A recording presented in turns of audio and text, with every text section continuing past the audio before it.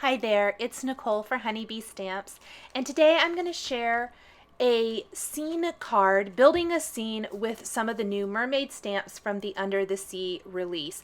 And I am using stencils, stamps, and dies, as well as some sequins and confetti from the latest release for my card here today.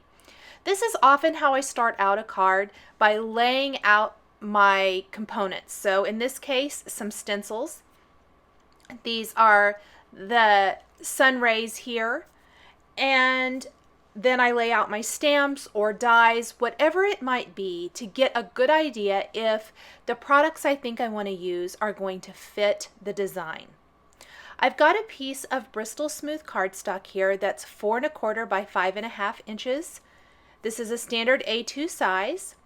I've taped one of the layering sun rays here, and this is the one with the largest opening, and I'm inking squeezed lemonade distress ink through that.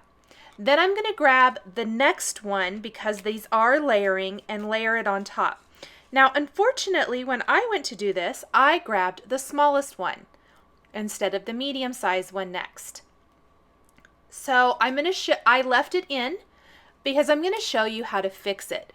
Bristol smooth cardstock is super forgiving with distress inks.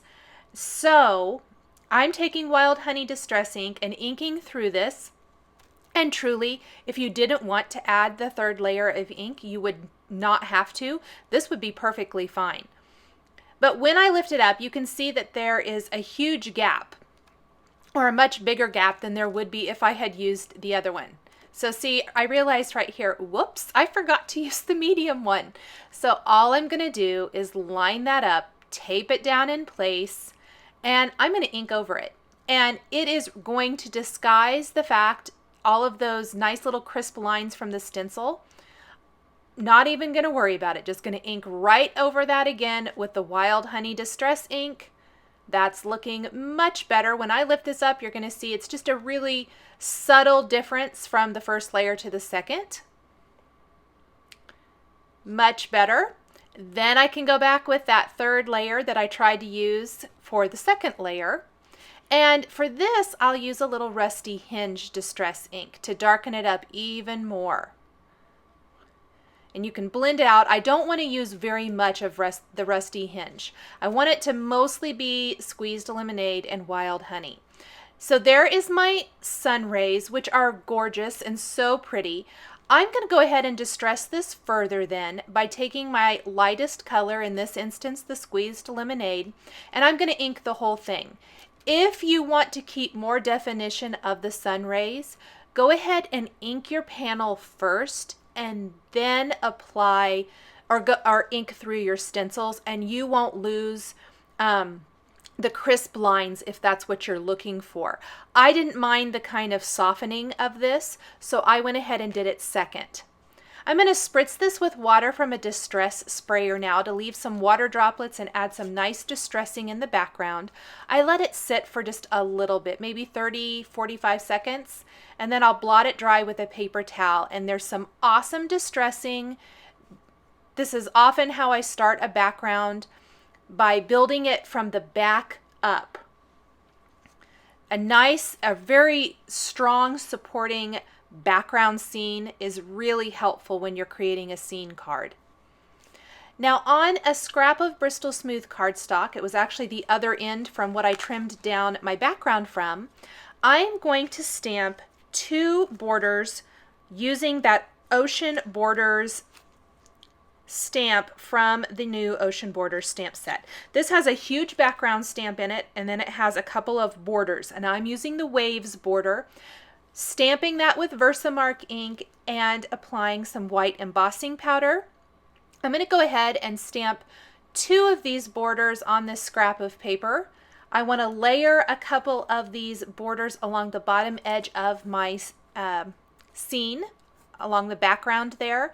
That way I can tuck the cute little mermaid sitting on the rock from the Ocean Bliss stamp set in between these two, so that it looks more like she's sitting out on a rock that's jutting up from the ocean. instead of maybe a sandy beach or something. There's so many different ways you can use these stamps and dies to build different scenes. But what I envisioned for my scene is that this rock is kind of just sitting out in the middle of the ocean, and she's hanging out on top of it with her little sea friends around it, and then there's going to be a cute little greeting and a message in a bottle floating by. Once I have heat set the white embossing powder, I'm going to apply Mermaid Lagoon Distress ink, and I'm only using Mermaid Lagoon. I kind of thought I might use Salty Ocean. Both of these names work great for creating water type of scenes, and the colors, of course. But I decided, since I'm doing a mermaid card, I would go with Mermaid Lagoon. And I'm concentrating the ink, keeping it darker near the bottom of the wave, and lightening it up or using a lighter hand to apply it towards the top of the wave. I'm going to go ahead and just do a really, I'm going to call it kind of a sloppy inking. I'm not worrying about, keeping it within the lines or anything like that, because this is an embossed resist. The embossed area is resisting the ink. Then I'm going to take that coordinating Ocean's border die that works with this border, and I'm simply going to cut both of these out, and it's going to give me two awesome ocean borders to go along the bottom of my background. Look, it's looking good already. Perfect. At this point, I really like to go ahead and grab my greetings, my images, and double check. This is a great time. I need to figure out exactly where I want that greeting to go. It's a little bit too long to sit beside her as it is, but I really don't like it up high. I feel like it needs to be down just a little bit lower. Visually, I want it to just sit slightly higher than the top of her head and then come down on that left side. In order to do that, I'm just going to manipulate my greeting stamp a little bit when I stamp that on the background. So I'm going to set this aside now. I can see how it's going to work. This looks good. And I can stamp my images from Ocean Bliss and Mermaid Song that I want to use. So the Mermaid is from Ocean Bliss. All of her supporting cast here is from Mermaid Song. I've got two starfish, I have the crab, and the message in a bottle. I am speeding through the coloring simply because it does take a little bit of time, and we don't want to sit here for 40 minutes watching me color. But I like to leave it in because I know a lot of you like to kind of watch that process. Her hair, I went on and did a Google search for mermaid hair, and it came up with lots of results with people dyeing their hair with this purple, blue, and aqua color combination. So that was my inspiration for her hair, and I very much followed that kind of game plan when I was coloring her, and just blending from the purples or the violets to the nice royal blues and finishing out with aqua ends. And I'm blending those colors into each other so it's a nicer transition. But I think it's really freeing and fun to be able to color these mermaids with kind of wild colored hair. The last mermaid card I did for our blog hop, I did a mermaid with all blue hair, and it was really, really fun. So I tried to find something a little bit different, but still kind of interesting to do for her hair. Her mermaid tail is in shades of green. I think I mentioned, but if not, I'll mention again. The colors I'm using for each area of this are listed across the bottom of the screen, just for easy reference. The rocks, including this big rock she's sitting on, later on, and I'm not going to color it in the video, I did take the little rock image from Mermaid Song, and I stamped it and colored it the same. I like the idea of having this big rock and then these little rocks sitting in front of it, and it gives the crab a nice place to sit on in front of her, kind of out there in the waves. So you'll see that in the finished card. The crab is in some shades of red, and he was tricky to color. I need some of those fine nibs for my Copic markers because there's some really delicate little areas there. I actually took a white opaque pen and tried to clean up where I got out of the lines a little bit. Her shell she's holding I colored that with some yellow reds. the flower in her hair, and her bikini top, which you can't see much of the bikini top, so it's just a single color. We're in some kind of red-violet colors. This starfish is going to be mainly yellows with a little tiny touch of orange, and then some R20 for the cheeks because he's got a cute little face. The message in a bottle, I just want to give that glass bottle a tiny touch of color. My other starfish is going to be in some light kind of peachy red shades. And then finally that scroll in the message in a bottle is in some cool gray colors. And go over that bottle again too. Now I'm going to stamp my greeting, and this is how I'm going to do it. You could cut it apart. I know lots of crafters cut them apart. I always tend to have a lot of anxiety about that. I don't know why. I know they're going to be perfectly fine. But instead, what I've found is I will mask them off. So I'm going to line up my stamps the way I think I'm going to use them. And I'm going to find, I think, that it's going to be better to stamp my greeting in sections. I need to mask off that word love because I do not want that going across the front of her head. So I've just used a little post-it tape to mask that off, and I stamped part of the greeting that says sending a sea full of. Then I'm going to clean my stamp really good, line up the word love, line up the word and I'm going to stamp those underneath to build the rest of my greeting. I just love these stamp sets where you can build your own greeting. And finally, I will finish with the greeting starfish. So the whole sentiment reads, sending a sea full of love and starfish. I think that's just super fun. I went ahead and die cut all of these images with the coordinating Mermaid Song and Ocean Bliss dies. I'm so happy there are coordinating dies for all of these, so I did not have to try to fussy cut. That little crab would have been kind of a pill, I think, to fussy cut, so that makes me happy that there are dies.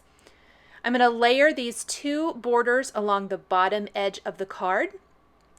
Tuck the mermaid on her rock in between these two borders. The little rocks that I was talking about earlier, colored just like the big one. These are from Mermaid Song. Going to tuck that right in front of the large one. Kind of build that up. I can stick the crab on top of that then. And like I said, this gives him a great place to stand. It kind of grounds him a little bit. And then the starfish are going to be kind of like stuck to the side of the rock on the other side. And the bottle is floating out here in the ocean. So kind of maybe like she's getting a message in a bottle while she's sitting on her rock. I just need to figure out where to place this other starfish. Get that tucked in there. Now you might see those cloud dies sitting or to the right of my card, and these are the partly cloudy Honeycuts dies. And there's some awesome, there's like a round shape for a sun, some little stitched lines so it can look like maybe the wind is blowing or something like that, and then these awesome clouds. I die cut these from VELLUM. I also die cut them from white cardstock. You can see there a little bit, but the VELLUM is really going to work here. There's so much going on at the bottom part of the card. There needs to be something at the top to help balance it out, but not to overwhelm the design. So I am going to adhere 3 of those VELLUM clouds because even though it adds something to the card and slightly mutes the background, it's not going to cover anything up like a white cloud would. I am adding a little embellishment to her hair now with a white opaque pin. I love to go in and add a little white detail, black detail. I added some black to the eyes on the starfish and the crab. I added some white little dots to the crab's cheeks. I'm adding little highlights to her hair that will mute a little bit more because I will go over those with a Stardust pin then that has a little bit of glitter in it to give her hair just a little bit of a glittery shine. I'm using a Xyron sticker maker to add adhesive to the back of those clouds because that way it's going to completely hide the adhesive. This is a great way to attach VELLUM to a project where you don't want the adhesive to show. So here are my little clouds, and you can see now what I was talking about, how they add something to the top of the card, but they don't cover up the awesome inking work that we did at the beginning of this project. I did stamp some little hearts from Mermaid Song and colored them with red markers, the same colors I used for the crab.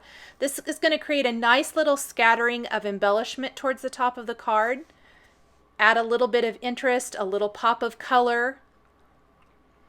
I'm going to have a trio of these red hearts. Again, there's coordinating dies for these, which is fantastic. I couldn't really figure out where I wanted to put that little heart, so I messed around with him a little bit. And then I'm going to finish by adding a scattering of the Clear Bubbles Sequins and Bokeh Lights confetti mix. I'll trim anything that's hanging over the edge off and adhere this to a white top fold card base. I will take some glossy accents and add that to the eyes on the crab, on the starfish, and also the hearts to make them nice and glossy. And I will finish by putting a layer on that glass bottle floating in the ocean. Thanks for joining me today for this Create a Scene Mermaid card. The supplies I used are listed and linked below the video here on YouTube. Thanks for watching, and we'll catch you next time.